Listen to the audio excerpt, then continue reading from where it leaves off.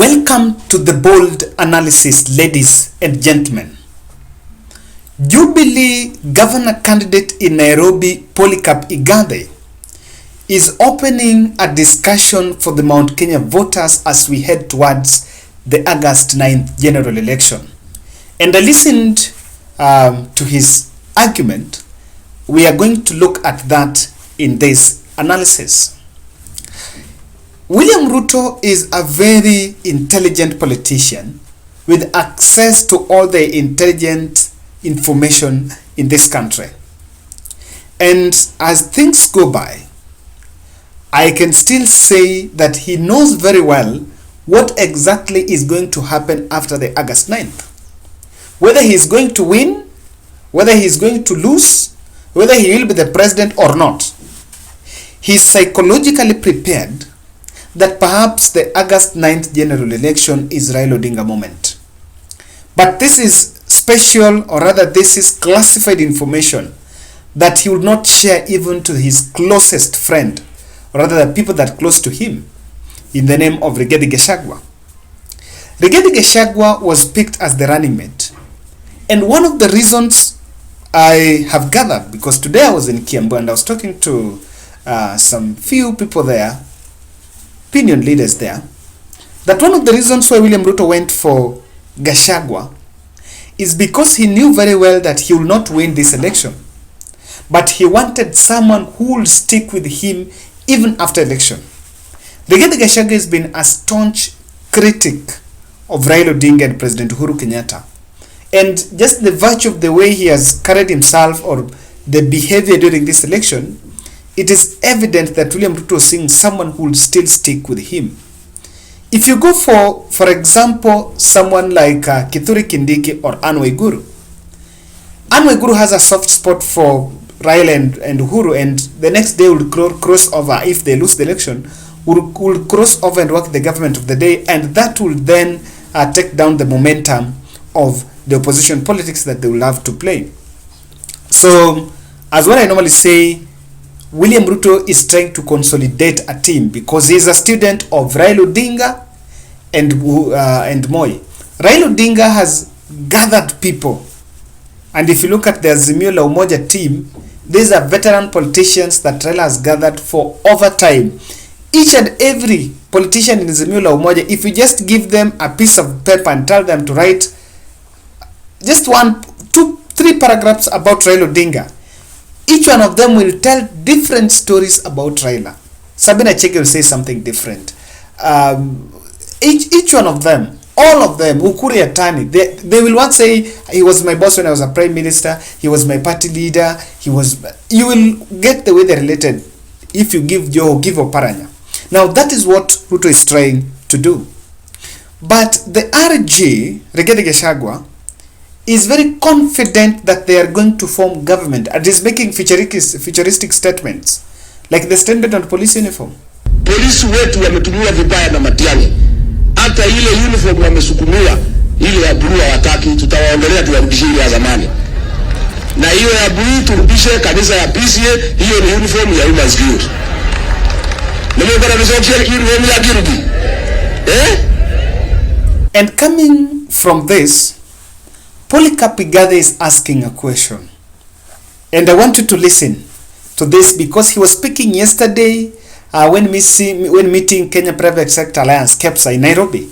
We'll deal with MCS politically. I told you the political parties are the shareholders of politics. That was a loaded statement. The most disciplined political leader in Kenya who has an organic following, a relationship politics, is Raila Amolo Odinga. All the rest, I can argue, have a transactional following. People follow you because you pay them money. You mobilize. Only Raila Amolo Odinga has discipline. When he says this goes in ODM, it goes. Kalonzo, when he says this goes in Wiper, it goes. Wamalwa says this goes in DAP, it goes. Upia says this goes, it goes. Wiper says this goes, it goes. But Jubilee, Uhuru says this goes. Fight starts tomorrow. What's wrong with you Kikuyus? And on 10th of August, the Luyas will go to their party. The Luos will go to their party because that's how we have organized ourselves and there's nothing wrong. The Kambas will go to their party. Kikuyus, where will you go? must aggregate. Politically, we must organize ourselves, and that's where we shall control. That's where we shall manage the MCAs through political party, and that's why Azimio la Umoja is the Wiper way, the NAK Kenya way, the TNA, the Jubilee way, the ODM way, the UPIA way, the DAP way. Azimio la Umoja. It's like this ball, dynamic, moving. The reason why this has happened is not because we don't know. The reason why Uhuru Muigai Kenyatta has become very unpopular in Kikuyu land is because he shut-fronted corruption. So all corrupt people and their representatives have moved to the Yellow Party. Actually, this election is not about any other tribe. The Luyas know how they will vote. The Kambas know how they will vote. The Luos know how they will vote. The Mwindis know how they will vote. The politics is done in mother tongue, so don't panic. The only people who are going to be tested, whether their culture, their beliefs, their character, the people on trial on 9th of August is my tribe, the Mogikoyos. It is a referendum on whether you Kikuyus truly believe in your own stomachs and ideas, or whether you believe in the nationalist covenant that is Kenya. We are where our grandfathers were. Those who were led by Dedan Kimathi and Bildad Kagia from Kiburi House on Grogan Road to go and fight for independence and the land army. So guys, I don't know who has an answer to that question. I don't know who can answer that question. Where will they go after this election? And just in the light of this, I want us to dive deep and look at, amongst the Mount Kenya politicians, whatever is happening recently, who is scheming to answer that question. Ladies and gentlemen, kindly subscribe to our channel, click the notification bell, and also subscribe to this channel. Like our video. When you like our video, you are promoting this channel. It's a question that takes me straight to Kiambu. And honestly, a shrewd Moses Kuria has successfully kicked out William Kabogo from UDA by setting himself a very easy trap. And he seized a moment that Kabogo did not see coming. I want to take you back to Larry. And this is the moment Kabogo was having an altercation with Omatangi in Hustler Express campaign. The Hustler Express campaign, I'm told, is the idea of Moses Kuria. He was making that statement in the latest interview. And I wanted to watch this. I wanted to watch that altercation. And you'll be shocked about what's next. Sisi tunabadilisha Kiambu, wacha hiyo story yako. Wako ndio wako kwa Goradia. Mimi ninakunyamazia ukaongea. Ninakunyamazia ukaongea. Haja nikomea ndio naongea peke yako hapa bwana. Jamani bwana, nataka nilekoe hera na usiniletee bwana. Usiniletee. Acha hiyo mchezo. Kwanza kabisa. Nimeona kama swali ya kitu kidogo. Sasa mtukutane ya kitu kidogo. Ndio akagwe mbele Igathe leo. Hata nimetoa hapa rapa mjaki hapo. Usiniletee bwana. Usiniletee. Acha hiyo mchezo. That is what happened. Now today I was in Lare, that place, and I was speaking to some gentleman there. He's a very good friend of mine. I think I should not mention his name in this channel. He's a man with a uniform. He's a policeman, rather, let me say that. And he was telling me that after that altercation in Lare, Kabogo did not move on with the campaign, but Moses Kuria remained in the caravan. And secondly, he was actually saying that Moses Kuria was there, but never did anything. Never did anything, never spoke. And someone would think, was he behind it? Because later on, after that, of course, Kabogo excused himself from the rally. The rest of the team moved to the other destination, to the other points where they were holding the rallies. But what happened is Moses Kuria seized that opportunity, because after that he went, I think they sat down, they had a conversation with Kabogo, then they wrote a letter, and in that letter Moses Kuria decided to put all the issues together, things about UDA meetings that were held in Karen that even Kabogo did not have an idea of, and allegedly they were seeking audience with the other party leaders that are in Kenya Kwanza. But can't you really see that Kabogo was simply kicked out there by Kuria, because after that altercation, Kuria went and had an interview in Citizen TV. While having interview in Citizen TV, the next day, I think Kabogo saw that they were perhaps in the same page. Kabogo was all over in NTV and KTN saying all things about Rigathi Gachagua. And so Kabogo knew that they were in the same page with Rigathi Gachagua, with Moses Kuria, only to realize that Moses Kuria has gone back to William Ruto. Moses Kuria attended Nairobi Economic Council and was also in a rally in Nakuru the following day. As Kabogo is seated in an interview asking when they were going to be called for that interview. And if you look at it critically, Moses Kuria kicked out William Kabogo in Kenya Kwanza. Why? What do you think? This is very important. It goes back to what Polycarp Igathe was asking.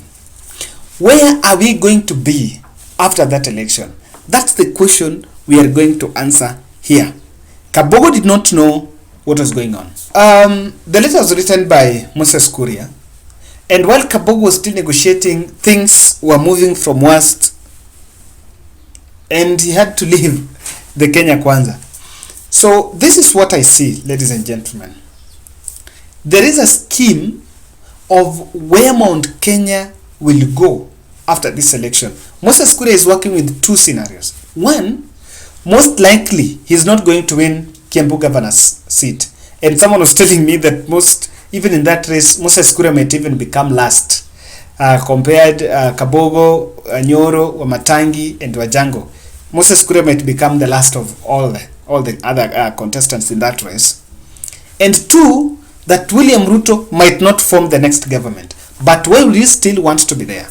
He will still want to be there because he is part of trying to answer the question, scheme for where will Mount Kenya go after this election.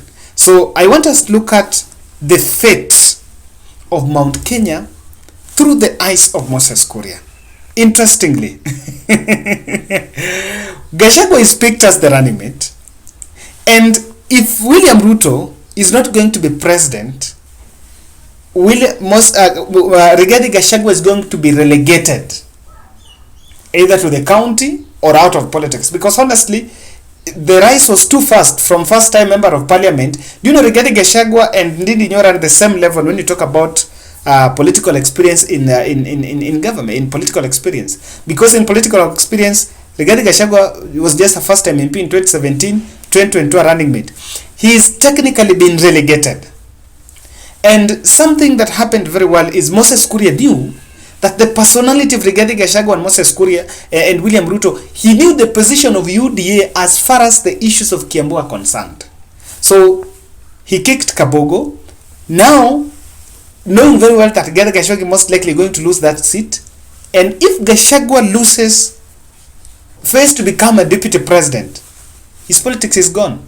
He will not have another opportunity to become William Ruto's running mate. William Ruto will be in ballot as a presidential candidate 2027 and not with Rigathi Gachagua. So what Moses Kuria is saying, he wants to stick around William Ruto and try to kick out all other people. Try to kick out the Kabogos, because the only threat to Moses Kuria as far as that question is concerned was Kabogo. He pulled Kabogo, now remained with William Ruto. If Nani is relegated and decides even to go back to the county, then Moses Kuria will then try to stick with Ruto and play radical opposition politics. He will play the Raila kind of position. He is one person that likes to reinvent himself, and William Ruto do not have that kind of a person in his camp. If you look at Oscar Sudi, those are not daring politicians. Oscar Sudi are doing what they're doing because they have a friendship with William Ruto. You cannot compare the defiance of Moses Kuria and Oscar Sudi. Moses Kuria is not anywhere around President Uhuru Kenyatta, and so he would want to take over from Rigathi Gachagua and lead the mountain to where next. And this is going to be very critical, because where will be? Mount Kenya will find it difficult to sell Raila criticism if Raila makes the next government. Why? Raila's deputy is Martha Karua, and President Uhuru Kenyatta has a hand. And so there are many people from Mount Kenya like Peter Munya and Mount Kenya politicians that are going to get their way in government. So Raila will not be isolated while there will be a host of Mount Kenya politicians are there. The only thing is when maybe midway that term something happens, and I don't appreciate that conversation of someone dying so that someone takes over. But at least in government there is normally that fallout of maybe a minister is sacked and all that. And so an image is again being created that Raila is trying to play games. That's something like that. But that will only be somewhere towards as people skim towards 2027. But the question of criticizing Raila, it's going to be very unsellable. Now, Moses Kuria would want to consolidate a Central Kenya caucus and rush back to Uhuru. And you know what this is what happens. Perhaps he sticks with William Ruto. They don't form the government. So Rigathi Gachagua is also relegated. Moses Kuria sticks there as an opposition and rises to become a very powerful person by playing the radical politics. From that moment, he consolidates a host of MCAs in the county assemblies and some few politicians that may be also lost in the elective posts. They rush back to President Uhuru Kenyatta. And through that, he's already tried to reinvent his political future as far as the direction of Central Kenya is concerned. And it goes back to the question of Polycarp Igathe. To someone from Gema listening, where will Gema go after this election? Someone saying that again, this is just here. Raila Odinga is just an Azimio la Umoja, one Kenya presidential candidate, but is the party leader of the ODM party. But then my party is KANU. Yes.